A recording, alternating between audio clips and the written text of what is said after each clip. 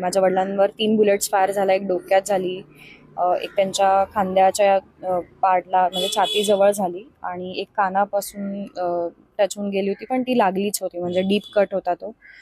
त्याच्यामुळे माझे वडील तिथेच पडले आणि जे आमच्यासोबत होते कौस्तुभ गणबोटे ते काका माझे, तर त्यांना पण बॅक फायर झाली, म्हणजे मागून गोळी घातली, कारण ते उलटे झोपले होते, तर त्यांचा डोळा फोडला गेला त्याच्यामध्ये, फुटला म्हणजे.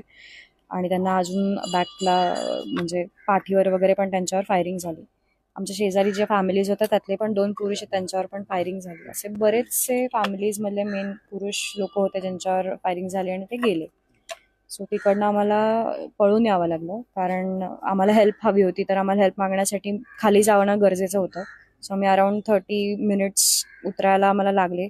तिथे एक लोकल जो घोडेवाला होता, तो माणूस खूप चांगला होता, त्यांनी आम्हाला हेल्प केली. म्हणजे तो थांबला, तो पळून नाही गेला. तो म्हणला की आप हमारी सवारी हो, तो मेरा काम है आपको इधर से नीचे लेके जाना. तो आम्हाला व्यवस्थित त्यांनी खाली पोहोचवलं. तिथल्या लोकल लोक जेवढी पण तिथे ते घोडेसवारीवाले, तिथे जे टुरिस्ट पॅक्स म्हणजे त्या राईडसाठी जी पॅकेजेस असतात ते देणारी लोक होती, त्यांनी पण आम्हाला हेल्प केली. मला चक्कर आली होती, तर त्यांनी मला उचलून गाडीतनं हॉस्पिटलाइज करायचं ट्राय केलं. हे अशी खूप सारी हेल्प तिथे मिळाली. आम्ही जेव्हा उतरत होतो तेव्हा मिलिटरी वर चालली होती, सो आम्हाला माहिती होतं की आमची माणसं तिथनं काढली जातील. साधारण 4:30-5ला आम्ही ऑलमोस्ट म्हणजे हॉस्पिटलमध्ये होतो सगळेजण. त्यानंतर आम्हाला कळालं की आमची जी माणसं आहेत जी वर अडकली होती त्यांना हेलिपॅड थ्रू श्रीनगरला वगैरे शिफ्ट केलं गेलंय. पण अपडेट्स काही मिळत नव्हते. आम्हाला सेफ जागी ठेवलं होतं पहलगाम क्लबमध्ये, जिकडे आमच्यासोबत जेवढे पण लोक ज्यांच्या फॅमिलीजमधल्या लोकांना मारलं होतं ती लोक होती. आणि तिथनं मग आम्हाला रात्री 11:30 वाजता वगैरे कळालं, 12 वाजता, की काही डेड बॉडीज तिथे आहेत, म्हणजे काही लोकांचा मृत्यू झालाय. त्यांचं व्हेरिफिकेशनसाठी आम्हाला बोलवलं. त्याच्यामध्ये माझ्या वडिलांचं आणि त्या काकांचं व्हेरिफिकेशन मला करावं लागलं, म्हणजे कळालं त्याच्यामुळे की ते दोघं पण गेलेत. त्यानंतर आम्हाला तिकडनं विथ दोज बॉडीज श्रीनगरला पाठवलं पोस्टमॉर्टमसाठी. या प्रोसेसला भरपूर वेळ लागला. अराउंड 24 तासांच्या वर आम्ही या सगळ्या प्रोसेसमध्ये होतो. फक्त एवढंच की काही लोकल लोकांमुळे हे थोडं सोपं झालं. म्हणजे आमचा जो ड्रायव्हर होता तो, म्हणजे मी त्या माणसाला मरेपर्यंत विसरणार नाही. तो एकदम म्हणजे देवासारखाच माझ्यासाठी उभा होता. तो मला म्हणत होता, सिस्टर आपको जो भी हेल्प चाहिए मैं हूँ इधर.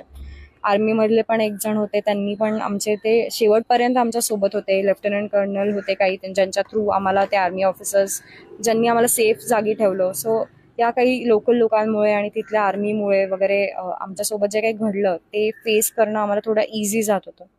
बट ही घटना अशी आहे की जी आम्ही सामान्य लोक ज्यांच्या आयुष्यातले, आता माझे वडील हे एकमेव आधार माझ्या फॅमिलीचा होते, एकमेव कमवणारे व्यक्ती ज्यांच्यावर आमचं पूर्ण घर चालू होतं, ते आता नाही आहेत.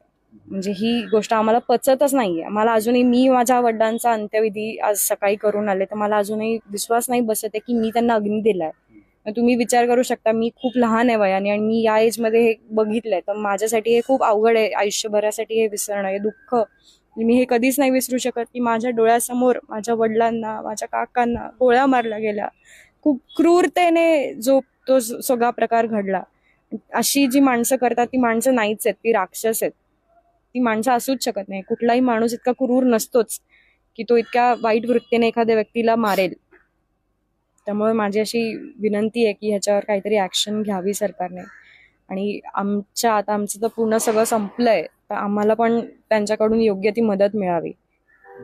सगळेजण तुमच्या या दुःखात सहभागी आहेत. पण तिथे जेव्हा ही घटना घडली तेव्हा हल्ला करणारे एकूण किती लोक होते, त्यांचा एकूण पेहराव कसा होता, शस्त्र कोणती दिसत होती, किती लोक होते आणि कशा पद्धतीने ते आले आणि सगळे घडलं?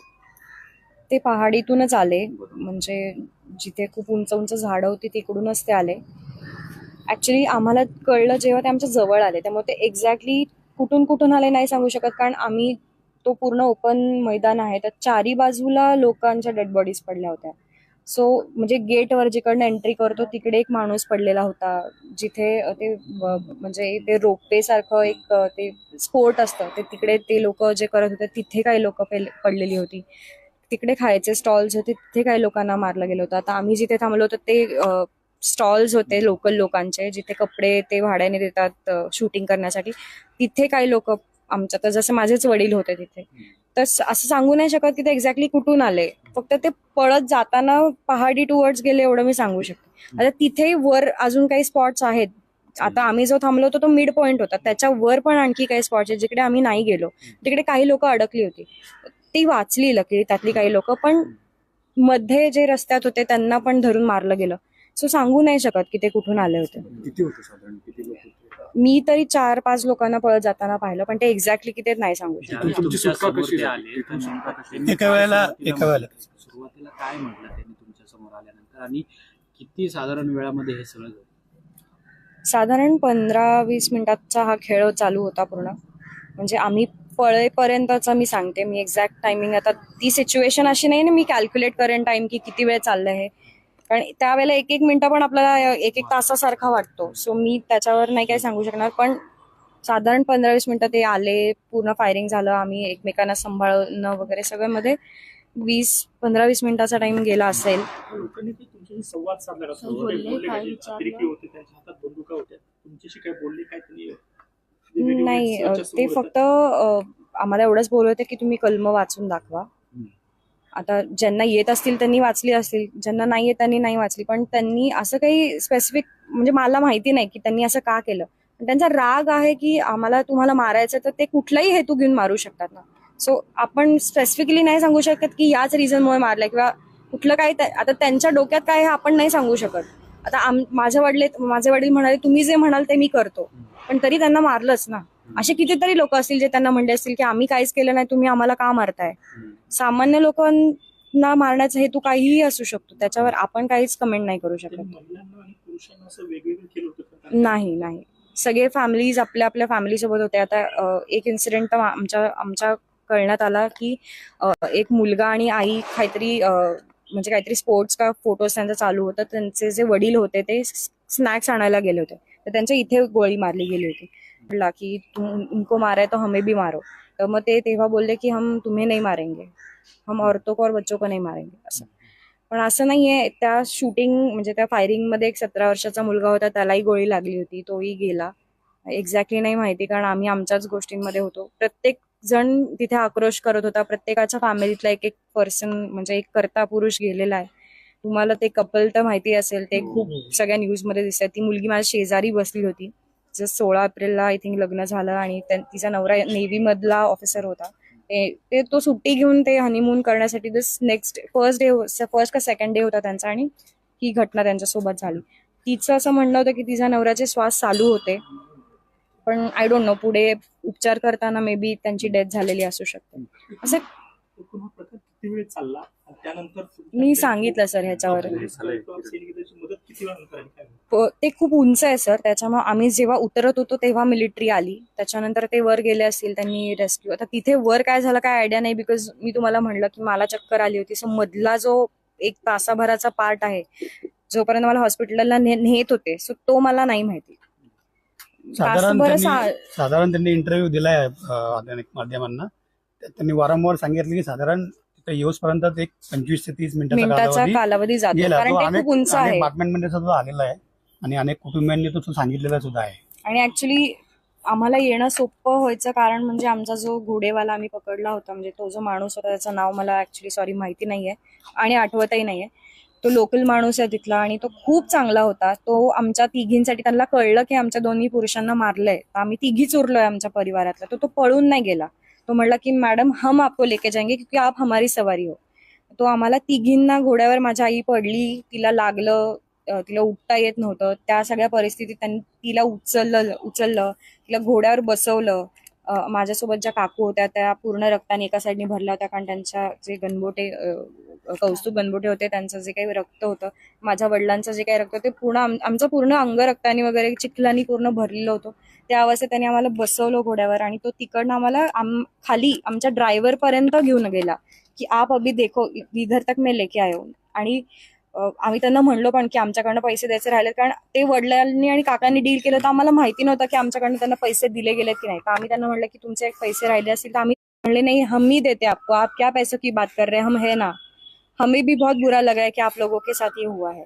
सो तिथल्या लोकांना, म्हणजे ते रडत होते. आमच्यासोबत जो ड्रायव्हर होता फर्स्ट डे पासून, तो मला, म्हणजे जेव्हा आम्ही श्रीनगर एअरपोर्टला आलो, जिकडनं आम्ही रिटर्न येणार होतो पुण्याला, हॉल्ट फ्लाईट होती आणि तिथनं आम्ही रिटर्न येणार होतो, तो माणूस माझा हात पकडून डसा रडत होता की सिस्टर ये क्या हो गया आपके साथ. पण माझे वडील आणि ते जे कौस्तुभ गणबोटे होते त्यांचा त्या ड्रायव्हर सोबत आमचं 2च दिवसात इतकं चांगलं ट्युनिंग जुळलं की तो अख्खा वेळ माणूस तो माझ्या सोबत होता. म्हणजे मी त्याला म्हणलं की आप मुझे हेल्प करो, आप किधर मत जाओ, तो गेला नाही. तो आजारी होता तरी तो अख्खा वेळ आमच्या सोबत होता, रात्र दिवस. कुठेही मी त्याला म्हणलं की अभी गाडी निकालो, तो गाडी काढत होता. मी त्याला म्हणलं अभी इधर से उधर जाओ, वो ये लेके आओ, वो लेके आओ. तर सगळं माझ्यासाठी तिथे उभा राहून करत होता. आज मी पुण्यात सकाळी माझ्या आई वडिलांना त्यांना सगळ्यांना घेऊन येईपर्यंत माझी जेव्हा एअरपोर्टला आमची फ्लाईट लँड झाली तेव्हा मी फोन चालू केला तर पहिले मला त्याचे 5 मिस कॉल पडलेले दिसले. तो रात्रभर तेव्हाही जागा होता, कारण आमची ऑफ वेला फ्लाईट होती, 3:30ची फ्लाईट होती आणि आम्ही पोचणार पहाटे होतो. तर त्याचा मला मी पहिलं उतरल्यावर त्याला फोन केला की भाई हम पहुंच गए. तो म्हणला की मुझे बहुत बुरा लग रहा है. आज तो हॉस्पिटलाइज झाला कारण तो आजारी होता, पण तरी तो आमच्यासाठी पळत होता. म्हणजे माणुसकी होती त्याच्यामध्ये म्हणून आम्ही त्याच्या मदतीने तिथे सर्व्हाइव्ह करू शकलो. मिलिटरीचं खूप सपोर्ट मिळाला, आर्मीचा खूप सपोर्ट मिळाला, म्हणून तिथून आम्ही सर्व्हाइव्ह करून इथपर्यंत येऊ शकलो. पण ऍक्च्युली तो खूप भीतीदायक प्रकार होता. खूप भीती वाढवती की कुठून कधी एक बुलेट येईल आणि ती आपल्याला फोडून जाईल, सांगू शकत नाही. आता तुम्ही सरकारकडनं काय अपेक्षा ठेवता पुढच्या वेळेला?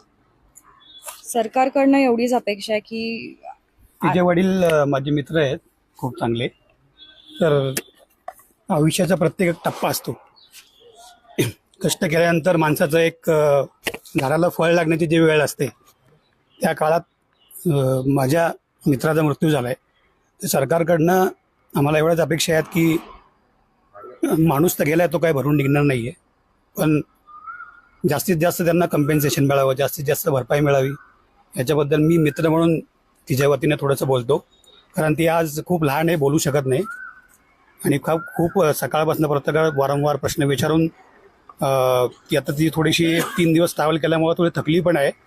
तर माझी सरकारला विनंती आहे की जास्तीत जास्त त्यांनी भरपाई दगडाळे कुटुंबियांना द्यावी. मी संतोष नावाळे मित्र म्हणून आणि त्यांच्या परिवाराचे कुटुंबियांच्या वतीने मी सांगतो की त्यांना जास्तीत जास्त भरपाई मिळावी. कारण हा उमेदीचा काळ त्यांचा होता. अनेक स्वप्न त्यांची राहिली होती पुढच्या 10 वर्षामध्ये जी पूर्ण करायची होती. अनेक वेळा ते आसवरीचं लग्न करायचे आणि नंतर आपल्याला सेटल व्हायचं आहे, आपल्याला पुढं असं करायचं आहे, बरंच प्लॅनिंग त्यांचं चालू असायचं आमच्याबरोबर मित्रांबरोबर. ते कुठेतरी टप्प्यावर अर्धवट थांबलेलं आहे. त्यामुळं तिच्या परमिशनने मी तुम्हा सर्वांना दगडाळे कुटुंबियासाठी भरपाईची मागणी करतो.